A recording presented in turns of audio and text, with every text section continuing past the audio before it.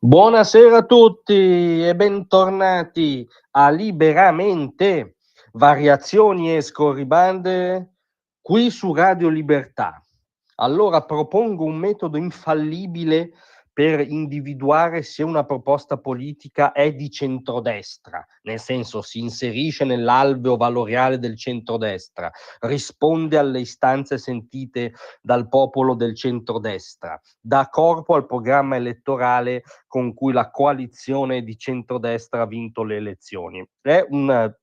criterio assolutamente minimale su cui diciamo chiunque abbia mezza nozione politica farà fatica a non convergere, cioè se una proposta piace a Pier Francesco Maiorino possiamo tranquillamente assodare che non è di centrodestra. Pier Francesco Maiorino, sapete, quintessenza del radical scicchismo meneghino, ultra immigrazionista, ultra pro LGBTQ+, e via dicendo, ultra tassatore, insomma, Pier Francesco Maiorino rappresenta in modo compiuto e anche molto più coerente di tanti altri a sinistra quell'agenda lì, l'agenda diciamo wokista e schleiniana. Non a caso Maiorino è l'uomo di fiducia di Elly Schlein sull'immigrazione, tant'è che l'ha nominato responsabile del PD per l'immigrazione.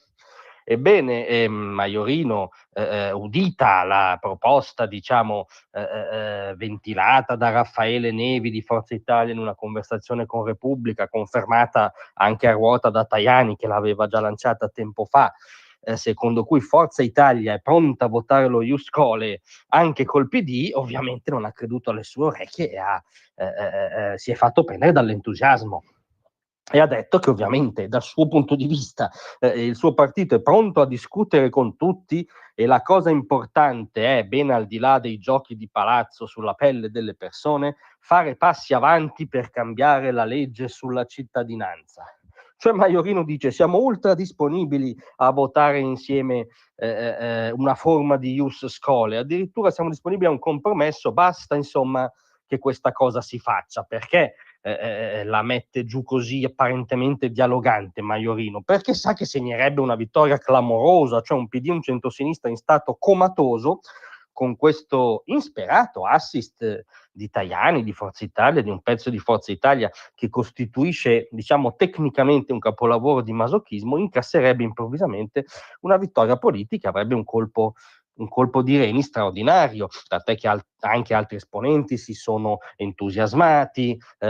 Pina Picerno, l'apertura di Forza Italia sullo Ius Scholae è un'ottima notizia, stanno arrivando anche segnali